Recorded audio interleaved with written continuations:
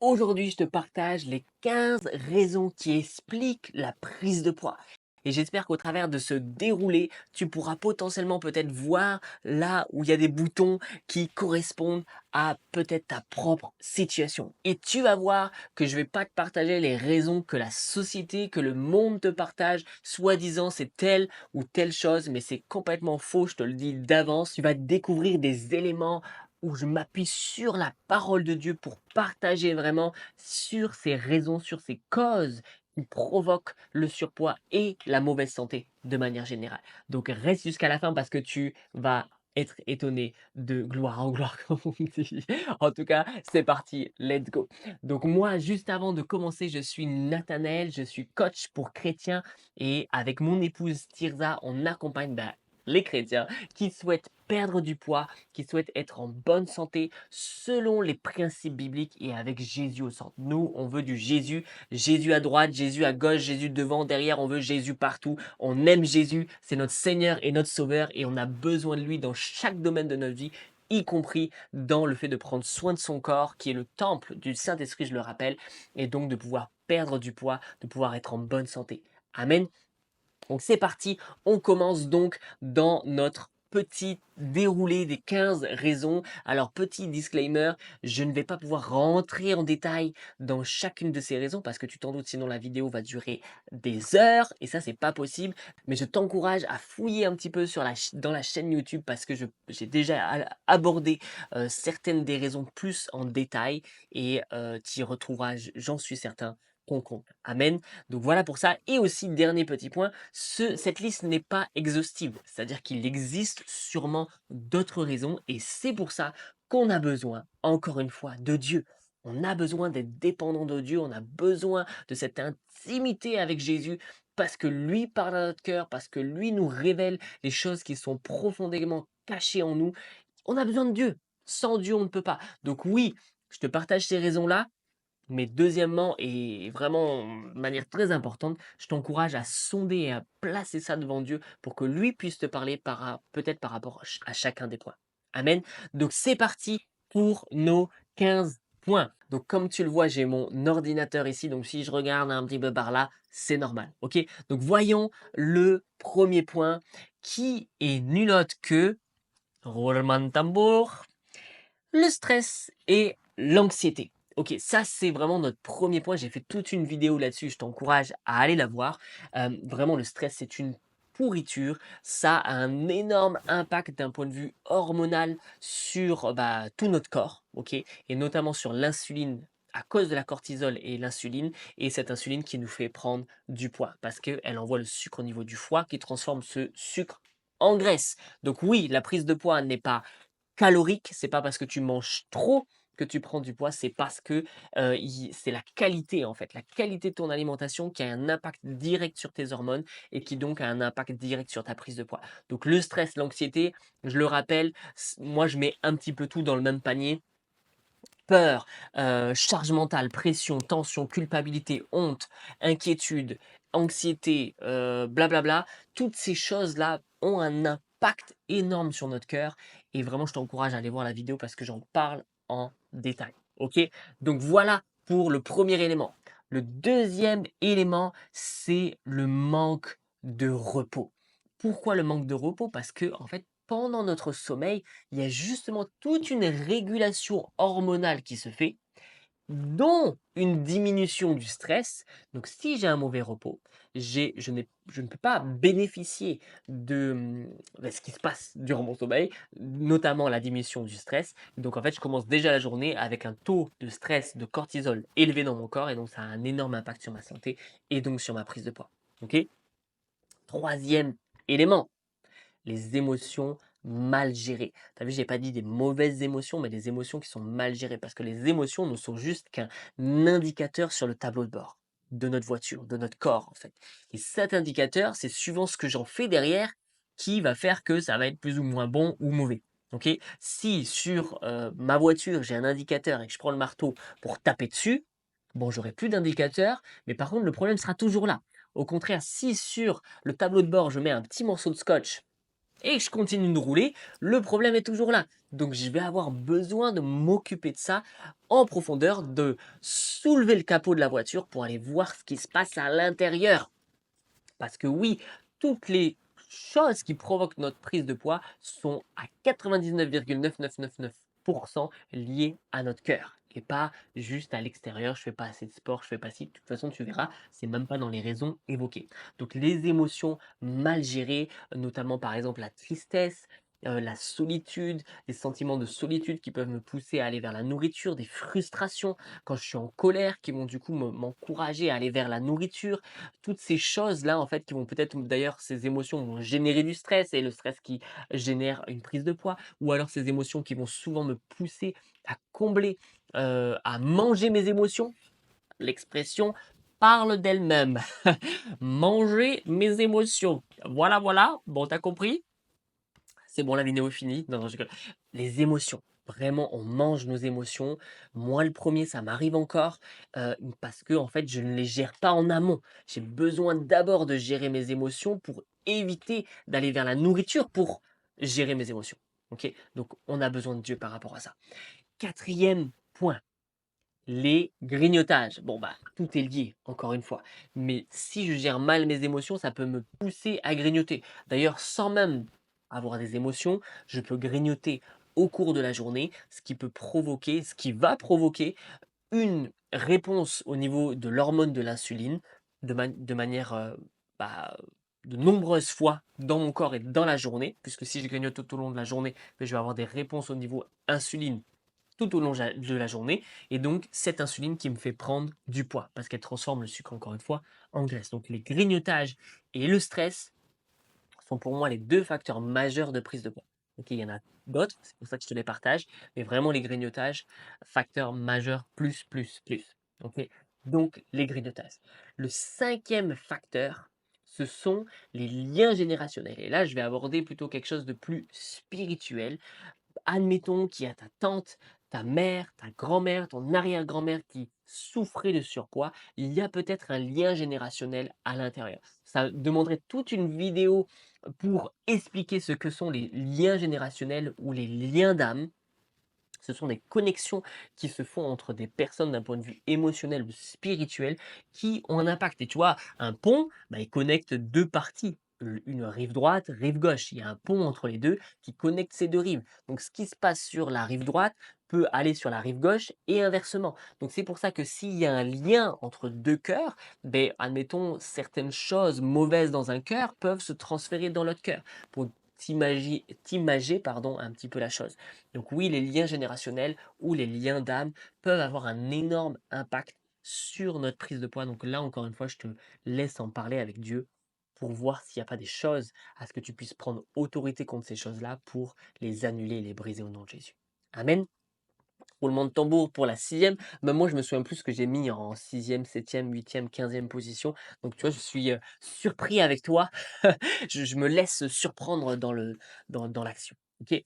Sixième point, oh, problème identitaire et fausse croyance. Ok, ça c'est tellement important de comprendre ça. Ok, souvent ce qui se passe, c'est que on nous a posé dans notre vie des étiquettes.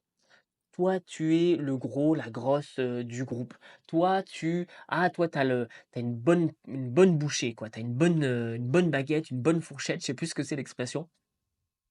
Toi, tu aimes bien manger. Toi, tu es vraiment, ouh là là, toi, tu sais bien deux trois assiettes, tu es gourmande, tu es gourmand. Tu vois, ça, c'est toutes des étiquettes que on a besoin d'aller arracher. L'étiquette de je suis nul, je suis incapable. L'étiquette de ah, toi, tu es le sportif, tu es le ci, tu es le là. Moi, par exemple, j'étais l'enfant modèle. Tu vois, mais ça me mettait une pression. J'essayais d'être parfait. J'essayais d'être toujours un exemple pour tout le monde. J'essayais d'être le grand frère, le modèle pour tout le monde, tu vois. Et cette étiquette-là me poussait à stresser, me poussait à vouloir être parfait pour pouvoir être accepté par les autres. Donc j'ai dû arracher cette étiquette grâce à la parole de Dieu et me débarrasser de ça. Amen. Donc tout ça, ces étiquettes, ça vient générer des problèmes identitaires dont on a besoin de se débarrasser. Et en fait, ces étiquettes, ce sont des fausses croyances, pardon. Je suis nul, je suis ci, je suis ça.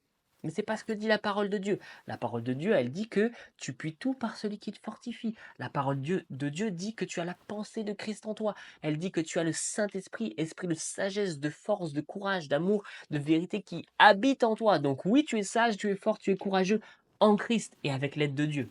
Amen. Donc tu vois, il y a toutes ces choses-là, ce sont des fausses croyances qui sont liées à nos pensées. Et ce qu'il faut que tu saches, c'est que tel je pense, tel je suis, nous dit la Bible. Tel il pense dans son âme, tel il est. Donc suivant ce que je pense, suivant ce que je crois, ça va influencer mes pensées et ça va influencer mes comportements et mes actions. Donc si je veux changer telle ou telle habitude, tel ou tel comportement, je vais avoir besoin de changer mes pensées et changer mes croyances. Ok? C'est ce que la Bible appelle le renouvellement de l'intelligence transformer les mensonges par la vérité. D'où l'importance de plonger dans la parole de Dieu, de se nourrir de la parole de Dieu et de se faire du bien de cette manière-là. Ok? Et c'est seulement de cette manière-là que je pourrais être libéré de ces mensonges et donc vivre les promesses de la parole de Dieu. Amen. Donc, septième point, roulement de tambour encore, la peur de prendre du poids. Ok, ça c'est, on le voit assez souvent, c'est-à-dire que la Bible nous le dit en Job, ce que je crains c'est ce qu'il m'arrive. Donc si j'ai peur de prendre du poids, mais qu'est-ce qu'il risque de m'arriver? Il risque de m'arriver de prendre du poids. Ok, aussi simple que ça. Et ça on le voit beaucoup, notamment en lien avec l'alimentation. Ah ça y est, j'ai craqué. Ah ça y est, j'ai dépassé mes limites. J'ai mangé un gâteau, j'ai mangé ci, j'ai fait ça. J'ai mangé de trop, j'ai trop mangé. Je me suis servi une deuxième fois. Et là tout de suite, j'ai peur de prendre du poids. J'ai craqué, j'ai fait du grignotage. Je risque de prendre du poids. Non, c'est complètement faux. Ce qui risque de te faire prendre du poids, c'est oui si tu as peur d'en prendre. Tu vois? Donc, il faut que tu te débarrasses de cette pensée-là. Et si tu regardes derrière chez toutes les personnes qui sont, on va dire, minces, bonne minceur, pas maigres, mais tu vois, minces, elles n'ont pas peur de prendre du poids. Elles mangent d'ailleurs tout et n'importe quoi. Ça ne veut pas forcément dire qu'elles sont en bonne santé. Mais par contre, elles ne prennent pas de poids parce qu'elles n'ont pas cette peur-là qui va avec. Donc, débarrasse-toi de cette peur-là parce qu'elle te pourrit la vie. Et j'aurais presque pu mettre dans la même chose la peur de perdre du poids. Ok? Là, tu te dis, ouais, Nat, bah non, moi, j'ai pas peur de perdre du poids. Au contraire, je veux en perdre. Je n'ai pas peur d'en perdre. Mais vraiment, je te laisse vraiment poser ça devant Dieu parce que souvent, de manière inconsciente, c'est un petit peu là. Ben oui, si je perds du poids, je serai peut-être plus attirante. Donc les hommes vont peut-être plus me regarder. Et là, il y a comme une peur liée aux hommes, au regard de l'homme sur le corps. Parce qu'il y a peut-être eu des traumatismes, des blessures dans le passé, certaines choses peut-être même horribles, ou pas d'ailleurs, mais peut-être juste des moqueries, ou peut-être... bon bref, t'as compris le truc, ok? Et du coup, je peux avoir peur de perdre ce poids-là. Et donc, je me crée une carapace qui est comme une sécurité autour de moi et qui m'encourage, qui me permet, oui, d'être en sécurité. Ok? Et si je suis en sécurité, il ne faut surtout pas que je m'enlève cette sécurité. Donc, il ne faut surtout pas que je perde du poids. Tu vois? Et donc, c'est là où la peur de perdre du poids peut venir prendre la place. Ok? Donc, vraiment, je t'encourage encore une fois. Saint-Esprit, montre-moi. Montre-moi, montre-moi. Ok? Huitième point. Alimentation ultra transformée. Bon là, j'aurais pu mettre juste tout simplement alimentation. Ce qu'il faut savoir les amis, c'est que l'alimentation moderne du 21e siècle est juste pourrie. Voilà, je l'ai dit, c'est bon, c'est bon, la vidéo peut se finir encore une fois. Non, bon ok. Non, l'alimentation est pourrie. Pourquoi il y a des conservateurs, des trucs. Là, il y a pas plus tard que la semaine dernière, j'ai voulu acheter des crêpes Faritas. C'est comme des crêpes à base de farine de maïs. Ok? Là-dessus, tu mets plein de trucs, tu peux mettre du fromage, tu peux mettre une base Faritas, enfin c'est hyper bon, on est d'accord. Sauf que quand tu vas regarder dedans, mais il y a tout un truc, il y a de la gomme, des stabilisants, des E machin, il y a du sucre, c'est ultra transformé, ultra mauvais pour le corps.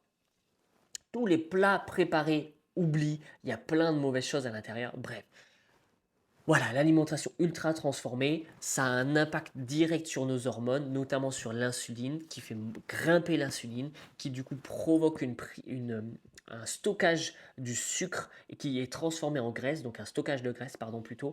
Et voilà comment on peut prendre du poids à cause d'une alimentation ultra transformée. Bon, j'ai pas besoin de te faire de dessin là-dessus.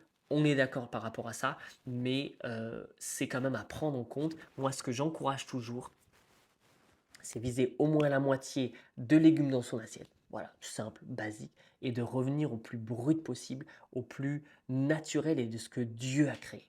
Ok, qu'est-ce que Dieu a créé? Il a créé une courgette qui sort du sol, ok, avec des petites un petit tronc, des petites choses, des petites branches, etc. Puis il y a la courgette qui vient, etc. La courgette, Dieu l'a pas créée en une moussaka où il y a pas de courgette dans la moussaka. Ou qu'est-ce que je pourrais mettre? Ok, je recommence. La pomme de terre, voilà, c'est simple, il n'a pas créé et il n'y a pas eu toute une transformation autour de la pomme de terre pour qu'elle se transforme en frite bon, bref, j'ai pas d'exemple. Bon, t'as compris? Hein, s'il te plaît, reste avec moi là-dessus. Bref, t'as compris le truc. Revenons à ce qui est basique, revenons à ce qui est brut, à ce qui est non transformé et ce qui vient de ce que Dieu a créé. Amen. Par exemple, les pesticides, les fongicides, c'est déjà une forme de transformation et ça vient pourrir les sols et pourrir ton légume. Ton légume, malheureusement, à cause de ça, il perd une grande partie de ses micronutriments. Donc vraiment, je t'encourage à venir encore une fois au plus brut, à revenir aux producteurs, au bio peut-être, même si on est d'accord que le bio, c'est pas parfait, les producteurs, c'est pas parfait, mais c'est moins pire. Ok, revenons à ça. Ok, j'essaie d'avancer parce que ça avance dans le temps. Neuvième clé, la culpabilité. Bon, les amis, culpabilité, cercle vicieux à fond. Je culpabilise, ça diminue l'estime de moi-même, ça vient détruire l'amour propre que j'ai pour moi-même, ce qui me fait retomber dans le craquage, et ainsi de suite, et cercle vicieux, et cercle vicieux. Donc libère-toi de cette culpabilité, il n'y a point de condamnation pour celui qui est en Jésus-Christ. Donc libère-toi de ça. Pardonne-toi, libère-toi de ça parce que c'est une vraie pourriture et oui, ça fait prendre du poids, je peux te l'assurer à 2000%. Dixième clé, ok, les traumatismes et les blessures du passé. Bon, tu as vu, j'ai mis une petite sucette d'enfant. Pourquoi? Parce qu'en fait, on se dit, bon, ben, ce qui est dans le passé est dans le passé. Non, ce qui est dans le passé influence tes croyances et tes pensées d'aujourd'hui. Tous nos comportements d'aujourd'hui sont une conséquence de notre passé, de nos expériences passées. Ok, donc c'est pour ça qu'on a besoin d'aller s'occuper de notre passé pour en guérir, pour pouvoir se libérer de certains comportements d'aujourd'hui. Ok, je ne peux pas aller plus loin là-dessus, je ferai une vidéo. D'ailleurs, dis-moi en commentaire, parmi toutes ces clés que j'énonce là, laquelle tu voudrais que j'aille en plus en profondeur, laquelle tu aimerais que j'argumente, en tout cas je rentre plus en profondeur, plus de détails. Dis-moi quelle vidéo tu voudrais que je fasse, à quel sujet, et je te la ferai avec plaisir. Ok, let's go. Donc les blessures du passé ont un énorme impact sur notre présent. Ça, c'est clair et net. Ok. On passe de 10 à 12. Ah bah tu vois, ben voilà, tu n'auras pas 15 mais 14 clés. C'est pas grave, j'en vais en trouver une au milieu. Ok. Nos mauvaises paroles. Nos mauvaises paroles. Nos paroles sont créatrices, créatives. Ok. Le pouvoir, la vie et la mort sont au pouvoir de la langue. Donc, suivant ce que je dis sur mon corps, ça va avoir un impact sur mon corps. Soit un impact de vie, soit un impact de mort. Si je dis je suis moche, je suis nul, j'y arriverai jamais, mon corps est moche, ben, tu vois, tu y atteins, nanana. Mais toutes ces choses ont une conséquence et provoquent ce que je sème, je le moissonne, nous dit la Bible aussi. Donc sème des bonnes choses. Corps, tu es en bonne santé. Corps, tu perds du poids facilement. Corps, genou, tu es guéri. Pancréas, tu es guéri. Résistance à l'insuline, tu diminues. Au nom de Jésus, graisse, tu fonds, etc., etc. Tu proclames des paroles de vie sur ton corps, s'il te plaît. Amen. Fais attention à ce qui sort de ta bouche parce que ça a un énorme impact sur ta vie de manière générale et bien sûr sur ta santé. Amen. Ok, numéro 13, le manque de connaissances. Mon peuple périt, Osée 4,6. Mon peuple périt faute de connaissances. Jean 8, verset 32, si je ne dis pas de bêtises, vous connaîtrez la vérité et la vérité vous rendra libre. Donc le manque de connaissances, le manque de vérité a un énorme impact sur ma santé. Je te donne un exemple tout bête, tout bidon. Les régimes, le monde te dit que les régimes te font prendre du poids. Ce qui est te fera perdre du poids, pardon, je vais y arriver. Les régimes vont te faire perdre du poids. C'est complètement faux. On voit que dans 98% des cas, les gens perdent du poids, mais le reprennent dans les 2 ans qui arrivent. Pourquoi? Parce que ça ne vient pas traiter la cause du problème. Mensonge, on te dit que c'est parce que tu as un manque de persévérance, de motivation, ce qui est complètement faux. C'est juste la méthode qui est mauvaise. Ça, c'est un manque de connaissances, voilà, lié à la physiologie du corps, par exemple. Manque de connaissances aussi par rapport à la parole de Dieu, à la vérité de la parole de Dieu. Par exemple, est-ce que tu as la conviction que c'est la volonté de Dieu que tu puisses perdre du poids? Si tu n'as pas la conviction et que tu crois que Dieu te punit pour t'apprendre des choses, je ne sais quoi, ou que Dieu ne veut pas peut-être par A plus B, je ne sais quoi, que tu puisses perdre du poids, mais ce manque de connaissance-là, cette ignorance ou même ce mensonge, cette fausse croyance va te garder captif et t'empêcher de pouvoir expérimenter la santé que Dieu veut pour toi. Tu vois, Jésus, par ses meurtrissures, c'est dans 1 Pierre ou 2 Pierre 2,4 si je dis pas de bêtises, ou 2,24, pardon. Tu trouveras la référence. Par ses meurtrissures, nous sommes guéris. Au travers de ce que Jésus a enduré sur la croix, nous pouvons expérimenter la santé et la guérison. Un papa d'amour, il veut que ses enfants soient en bonne santé. J'ai 3 enfants, bientôt 4, je peux t'assurer que je veux que chacun de mes enfants soit en bonne santé. D'ailleurs, quand ils sont malades, c'est plus relou qu'autre chose. Tu vois, je dois les gérer. Non, je veux qu'ils soient en bonne santé. Et puis tout simplement parce que je les aime. J'aime pas les voir ayant telle ou telle douleur ou telle maladie. C'est mon cœur de papa. Alors si moi, homme, imparfait, plus qu'imparfait, je veux que mes enfants, parce que je les aime, je veux qu'ils soient en bonne santé, à combien plus forte raison, Dieu veut que tu sois en bonne santé, que tu sois libre dans ta santé, dans ton corps, libre du surpoids pour pouvoir le servir, le glorifier, pour pouvoir impacter et répandre son royaume. Amen. C'est ce que Dieu veut. Il veut que tu puisses expérimenter cette santé divine. Amen. Maintenant, 14e clé, le manque d'intimité avec Dieu. Pourquoi? Parce que Dieu veut te parler, Dieu veut te révéler des choses. Tu vois, je l'ai dit au tout début de la vidéo, passe du temps avec Dieu, positionne chacun de ses points avec lui parce qu'il veut te parler, il veut te révéler des choses. Mais si finalement tu ne prends pas de temps avec Dieu, il ne peut pas te parler. Si même tu ne lui confies pas ta santé ou peut-être le surpoids ou peut-être certaines difficultés que tu peux avoir, il ne peut pas s'en occuper parce que Dieu est un gentleman. Dieu est un gentleman. Je me rends compte que je parle très vite. Tu me diras en commentaire si je parle très vite. Dieu est un gentleman. C'est-à-dire qu'il va attendre que tu l'invites dans la situation pour qu'il puisse s'occuper de la situation. Tu vois. Si par contre tu ne l'invites pas, bah lui il va rester là, il va te taper sur l'épaule, écoute, moi je peux t'aider si tu veux. Et je peux t'aider, viens, laisse-moi t'aider. Mais quelque part, nous, on est parfois orgueilleux ou on pense qu'on peut faire les choses par nous-mêmes. Et encore une fois, aucun jugement de ma part parce que moi-même, c'est quelque chose que je travaille.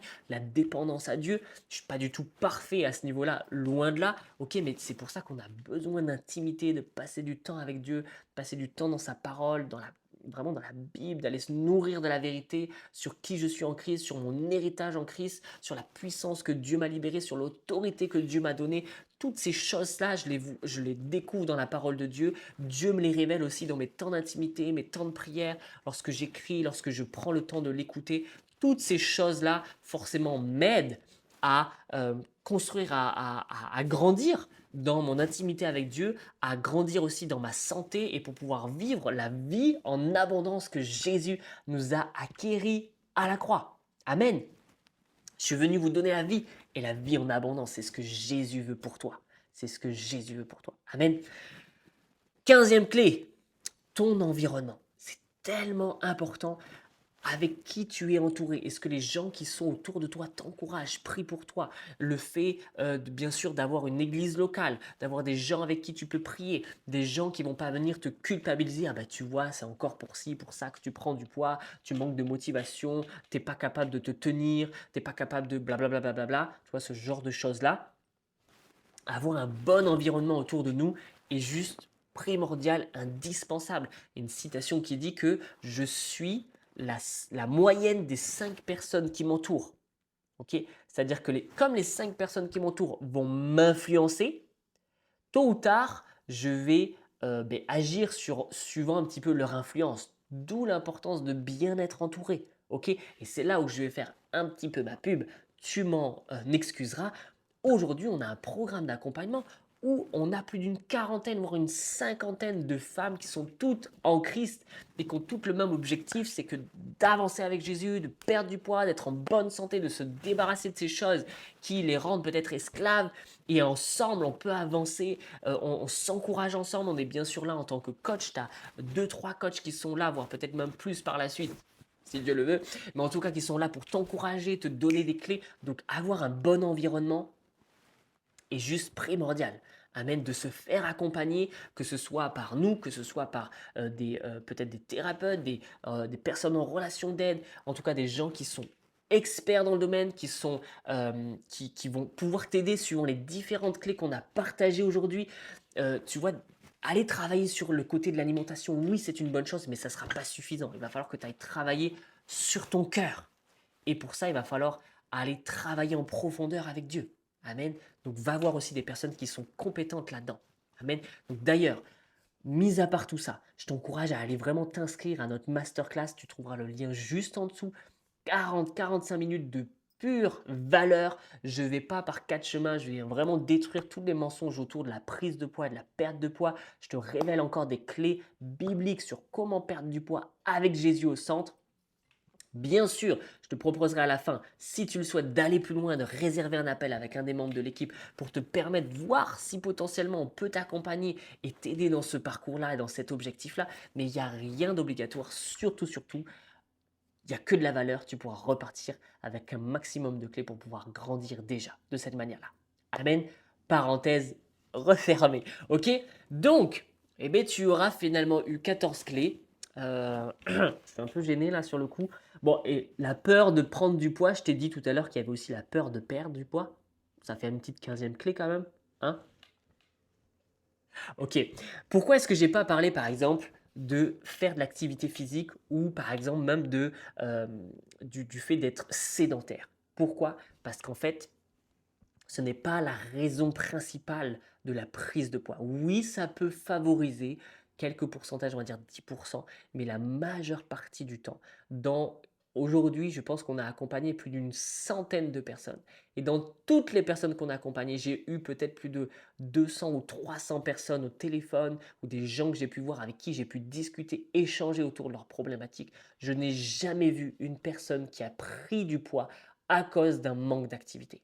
Donc c'est pour ça que je ne l'ai pas mis ici.